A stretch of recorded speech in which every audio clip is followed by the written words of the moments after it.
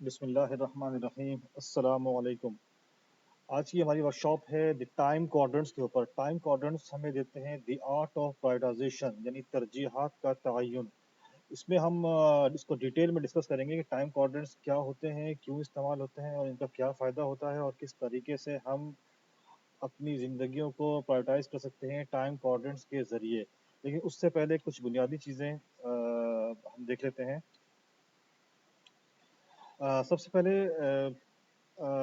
ہم یہ سمجھتے ہیں کہ اگر یہ تین کام کیے جائیں تو انشاءاللہ جو لرننگ ہے ہماری، وہ اس کی گارنٹی ہو جائے گی، وہ کنفرم ہو جائے گی لرننگ۔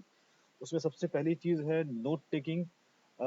نوٹ ٹیکنگ یہ ہے کہ آپ during the work shop, during the session, آپ کے پاس آپ کی نوٹ بک اور پینسل یا پین ریڈی ہونا چاہیے، اور آپ اپنی جو ریفلیکشنز ہیں یا جو تھاٹس ہیں ان کو جو ہے پیپر کے اوپر جاٹ ڈاؤن کریں۔ یہ بات بھی مد نظر ہونی چاہیے کہ کیمرے سے تصویر لینے کی وہ لرننگ ایکسپیرینس نہیں ہوتا اس کا، جو کہ پیپر اور پین کے ذریعے جو ہے لکھنے سے ہوتا ہے۔ کیونکہ جب ہم پیپر پر پین کے ذریعے یا پینسل کے ذریعے لکھتے ہیں تو ہمارا مائنڈ اس کو پروسیس کرتا ہے اور وہ ہاتھ کے ذریعے جا کر پیپر پر اپیئر ہوتا ہے، تو ایک پورا لرننگ جو ہے وہ سائیکل چلتا ہے۔ جبکہ جب ہم اپنے موبائل کے کیمرے سے تصویر لے لیتے ہیں تو اس میں آسانی تو ہے لیکن لرننگ اس طریقے سے نہیں ہو پاتی۔ تو پہلی گزارش میری یہ ہے کہ آپ لوگوں سے کہ آپ لوگ اس میں نوٹس ضرور لیں، ٹھیک ہے؟ اور نوٹس میں یہ نہیں ہے کہ جو اسکرین پہ لکھا ہوا ہے اس کو کاپی کریں، اس میں بھی کچھ چیزیں ہو سکتی ہیں جو آپ کاپی کریں، لیکن بنیادی طور پر جو آپ کے ذہن میں کوشچنز آ رہے ہیں یا جو تھاٹس آ رہی ہیں ان کو جو ہے وہ پیپر کے اوپر لکھ لیا جائے۔ اچھا، دوسری چیز یہ ہے شیئرنگ کانٹیکسٹ، یعنی کہ جو بھی ہم سیکھیں اس کو ہم دوسروں سے شیئر ضرور کریں، ٹھیک ہے؟ شیئرنگ سے جو ہے وہ ہماری لرننگ میں اضافہ ہو جاتا ہے، تو شیئرنگ اس کے لیے بہت کریٹیکل ہے، شیئرنگ ہمارے پاس ہونی چاہیے۔ اور تھرڈ چیز ہے اپلیکیشن۔ جو بھی ہم کانسیپٹ سیکھیں اور اس کے بعد ہم ان کو اپلائی ضرور کریں۔ اگر ہم ان کو اپلائی نہیں کریں گے تو یہ جو ورک شاپ ہوگی یہ ہماری یادوں میں جو ہے وہ بس کے رہ جائے گی، کہ ہمیں یاد ہوگا کہ ہم نے کبھی ایک ورک شاپ جو ہے وہ یہ اٹینڈ کی تھی، یہاں ہم نے بھی ٹائم کوارڈرنٹ جو ہے وہ سیکھے تھے، ہم نے بھی ٹائم کوارڈرنٹ پڑھے تھے۔ اگر ہم انہیں اپلائی نہیں کریں گے تو یہ تین کام اگر کر لیے جائیں، نوٹس لیے جائیں اور شیئرنگ کی جائے زیادہ سے زیادہ، اور اگر جو کانسیپٹس ہیں ان کو اپلائی کیا جائے، ان کو یوز کیا جائے، تو انشاءاللہ جو کانسیپٹس ہیں وہ کنفرم ہو جائیں گے اور لرننگ ان کی گارنٹیڈ ہو جائے گی۔ اچھا، اب میں یہ چاہوں گا کہ آپ سب لوگ اپنے ذہن میں کوئی نہ کوئی نمبر ایسا سوچ لیں اپنے پیپر پر لکھنے، بلکہ اس کو کہ آپ لوگوں نے کتنے لوگوں سے اس ورک شاپ یا ایسے کانسیپٹس کو شیئر کرنا ہے، ٹھیک ہے؟ وہ ایک بھی ہو سکتے ہیں، دو بھی ہو سکتے ہیں، وہ 100 بھی ہو سکتے ہیں، وہ 1000 بھی ہو سکتے ہیں۔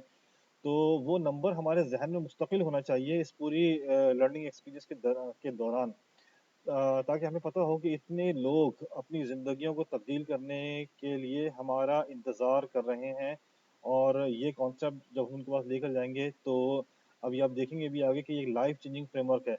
تو جب ہم یہ کانسیپٹ لے کر جائیں گے تو اگر ان کی یہ بات سمجھ میں آئے گی اور وہ اس کو اپلائی کریں گے تو یہ ان کا ایک لائف چینجنگ ایکسپیرینس ہوگا۔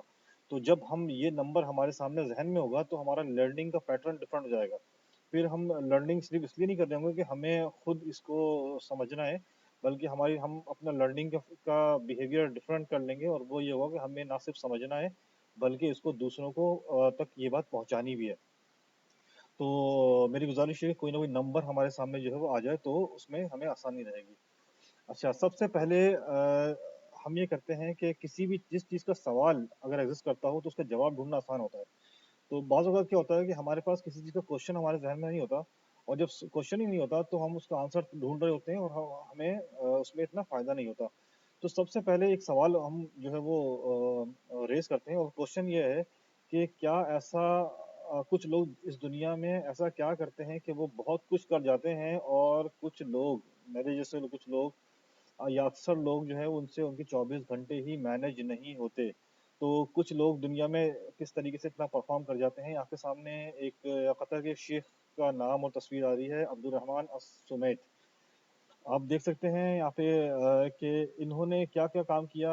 Founding member and chairman of 16 different service organisations, اور 9500 آرفنس انہوں نے سپورٹ کیے، 95,000 اسٹوڈنٹس کو انہوں نے فائنینس کیا، 5700 مساجد انہوں نے تعمیر کروائی، خواتین کے لیے 200 ٹریننگ سینٹرز انہوں نے بنائے، 860 اسکول اور 4 یونیورسٹیز انہوں نے بنائی ہیں، 102 اسلامک سینٹرز انہوں نے قائم کیے ہیں۔ ان کے ادارے نے 9500 کنویں کھدوائے، 51 ملین قرآن پاک جو ہے انہوں نے تقسیم کیے، اور 7 ملین یعنی 70 لاکھ لوگ ان سے یا ان کے ادارے کی کوششوں سے جو ہے وہ اسلام انہوں نے قبول کیا۔ اور اس کے علاوہ 10 ان کی جو ہے وہ پبلیکیشن کتابیں بھی ہیں، اس کے علاوہ ان کے کچھ ہاسپٹلز بھی ہیں جو کہ ابھی یہاں پر نہیں لکھے ہوئے۔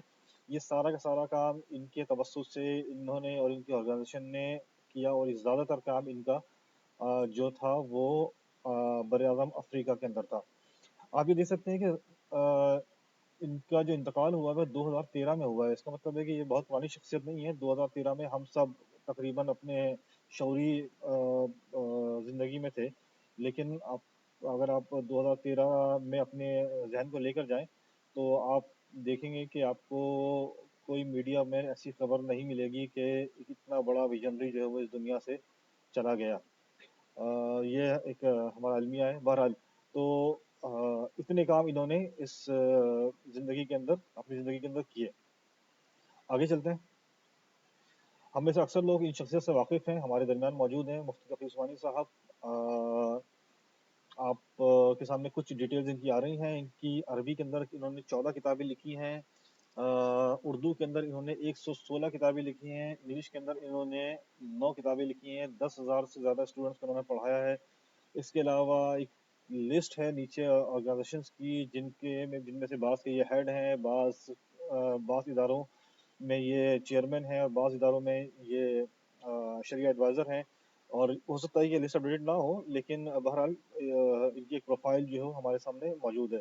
تو اتنا کام یہ اتنا سروس اورینٹڈ کام جو ہے وہ اس دنیا کے اندر یہ اس وقت کر رہے ہیں، اور ہمارے سامنے ان کی خدمات جو ہیں موجود ہیں۔ اور ہم اپنی زندگی میں نظر ڈالیں تو ہم اپنے 24 گھنٹے مینیج نہیں کر پا رہے۔ آگے چلتے ہیں۔ امام ابن الجوزی رحمۃ اللہ علیہ، انہوں نے تقریباً 700 سے زیادہ کتابیں یا ٹرانسکرپٹس انہوں نے جو ہے وہ لکھی ہیں۔ 700 سے زیادہ کتابیں ان کی لکھی گئی ہیں۔ تو آپ یہ سوچیں کہ جس شخص نے 700 کتابیں لکھی ہوں گی، اس شخص نے کتابیں پڑھی کتنی ہوں گی۔ اور یہ اس دور کی بات ہے جس دور میں ٹیکنالوجی، انٹرنیٹ اور یہ میڈیا وغیرہ نہیں تھا۔ تو اور اس کے بعد آگے چلتے ہیں۔ مولانا عبدالحی اللکھنوی، ان کے جو انتقال ہوا وہ 39 سال کی عمر میں ان کا انتقال ہو گیا تھا، اور انہوں نے 100 سے زیادہ کتابیں لکھی ہیں، اور بہت اوتھینٹک کتابیں انہوں نے لکھی ہیں۔ تو آپ سوچیں کہ 40 سال کی عمر کے اندر اندر یہ سارا کام جو ہے وہ یہ کر اس دنیا سے رخصت ہو گئے تھے۔ اور یہاں پر بھی سوال کھڑا ہوتا ہے کہ انہوں نے 100 سے زائد کتابیں انہوں نے لکھی ہیں، تو انہوں نے اسٹڈی کتنی کی ہوں گی، پڑھی کتنی ہوں گی۔ آگے چلتے ہیں۔ ہمارے سامنے ہیں مولانا اشرف علی تھانوی رحمۃ اللہ علیہ۔ انہوں نے تقریباً 345 کتابیں انہوں نے لکھی ہیں، 300 سے زیادہ ان کی اسپیچز ہیں، اور ان کی اسپیچز اور انیکڈوٹس کی تعداد جو 1000 سے زیادہ ہے۔ اچھا، اس میں یہ صرف کچھ اگزامپلس ہیں، اور ایسے بہت سارے ہمارے اسلاف میں لوگ موجود ہیں جو کہ جن کی پروفائل اتنی ہی یا اس سے بھی ہائی پروفائل ہے۔ مجھے بعض نے بتایا، میرے بعض ساتھیوں نے، کہ امام نووی رحمۃ اللہ علیہ اور کچھ اور نام انہوں نے بتایا کہ جن کی کتابیں ان سے بھی زیادہ ہیں۔ ٹھیک ہے، تو بہرحال یہ صرف ایک آئیڈیا دینے کے لیے ہے کہ عبد الرحمٰن السمیع صاحب نے کس طریقے سے اپنا ٹائم کو مینیج کیا ہوگا کہ اتنا کچھ پرفارم کر لیا۔ مفتی تقی عثمانی صاحب کس طرح سے اپنے ٹائم کو مینیج کرتے ہیں کہ اتنا کچھ انہوں نے اپنی زندگی میں پرفارم کر لیا۔ اور امام ابن الجوزی رحمۃ اللہ علیہ کیا کرتے تھے، عبدالحی اللکھنوی صاحب کیا کرتے تھے، اور مولانا اشرف علی تھانوی صاحب اور دوسرے لوگ اپنے زندگی کو کیسے گزارتے تھے، کیسے مینیج کرتے تھے کہ اتنا کچھ یہ پرفارم کر جاتے تھے۔ یہ ہمارا سوال ہے آج کا، کہ ہم اس کا جواب جو ہے وہ ڈھونڈیں گے۔